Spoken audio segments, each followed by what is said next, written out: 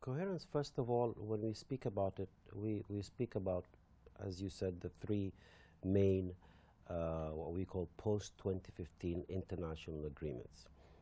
There are others, but these are the ones we're referring to in particular, which is the Sustainable Development Goals that was agreed by member states, the Sendai Framework for Disaster Risk Reduction, and the Paris Climate Change Agreement. So for disaster risk reduction, there are elements in the climate change agreement as well as the Sustainable Development Goals which require input or the mainstreaming of disaster risk reduction activities and programs. Why? Because when we look at development, I mean, the overall goal for us is to have sustainable development. And within that, there are many sectors, many disciplines that come in. And one of them is disaster risk reduction, because we have learned, and there are many studies out there, that investing in risk reduction will save over time many resources. And it's also ensures that we inject the issue of resilience, the matter of resilience in all development programs, investments, be they from the private sector or from the public sector. So it's all really about risk-informed development. It's about good development. Now, who are all the stakeholders, and are they all putting in as much, or are they all as excited about it as they should be? I think governments are. I think the challenge is we don't want them to look at these three particular frameworks in seclusion. We need them to look at them as one whole leading to one goal. As far as the United Nations is concerned now, I mean, one of the key aspects of the reform that we're doing now, and the messages that we're getting, is that we all, as the United Nations, should rally around the Sustainable Development Goals and achieving sustainable development. This is the message I'm getting, and I think to do that, we have to bring as many stakeholders as we can, not only governments who have been doing it for a long time, but now to bring the communities, all of society, to be involved in developing these, being party to it and committing to it to take it forward. How do you get the communities at ground level involved? It depends. I think it's important that they be engaged in the dialogue, they be engaged in the discussions. A decentralized approach may be an option to use, but I think at the end of the day, it's governments that need to convene them, allow the atmosphere the conditions that will bring these people together. There are many ways. Well, for us, for example, in disaster risk reduction, we work through something we called national platforms, which are basically national coordination mechanisms led by the entity in the government that is responsible for disaster risk reduction.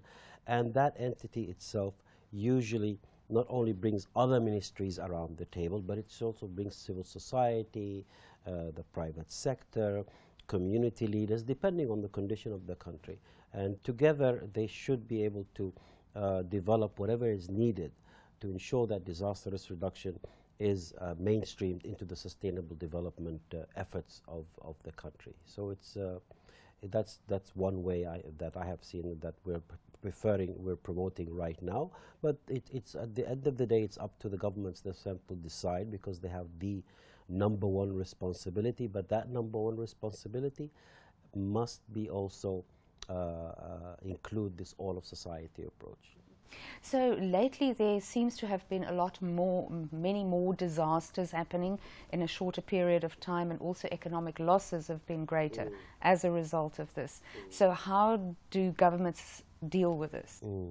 I think this goes directly to one of the most important things of the Sendai Framework for Disaster Risk Reduction, this agreement that I mentioned. It has a number of elements in it, but the key the key underlying elements are 4 priorities.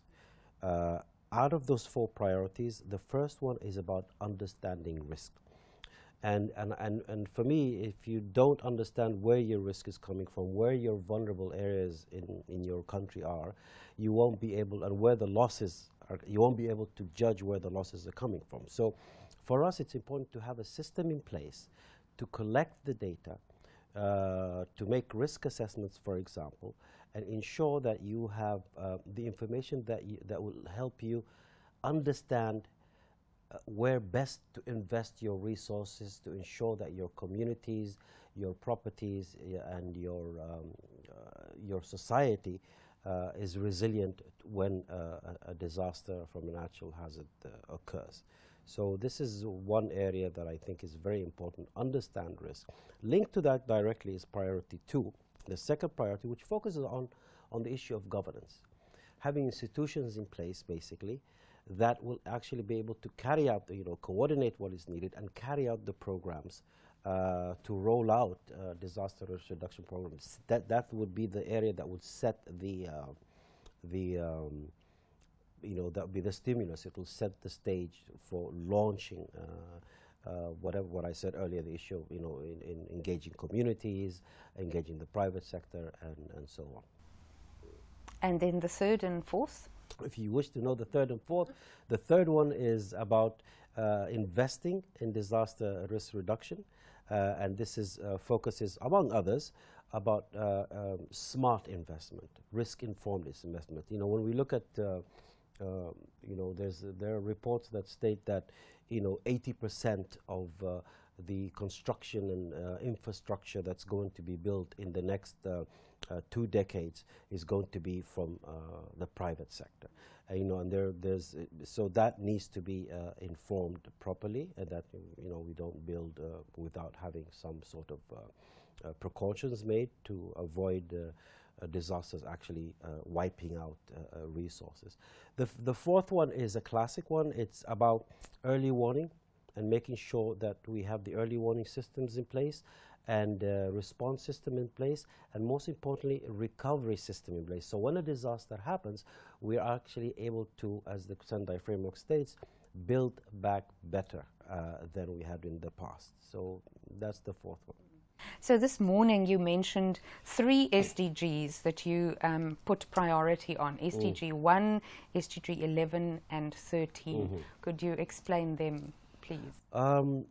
SDG 1, 11 and 13 are 3 of the 17 Sustainable Development Goals. The reason I mentioned them in particular, which is the one dealing with climate change and another one was dealing with resilient cities, and so I mentioned them because of the fact that they directly link to the indicators of the Sendai framework that will be measured within the context of the measurement that's being taken for the targets of the Sendai of the Sustainable Development Goals. However, having said that, all 17 targets, most of the 17 targets have elements of disaster risk reduction in them.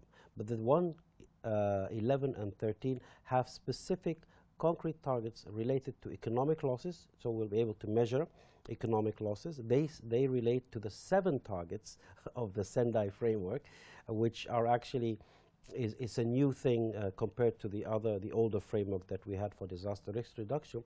So they relate to the 7 targets, which basically focus on the importance, allows to measure reducing economic losses, losses of lives, and as well as developing, for example, national strategies by 2020, which is the soonest deadline for the 2030 Sendai framework.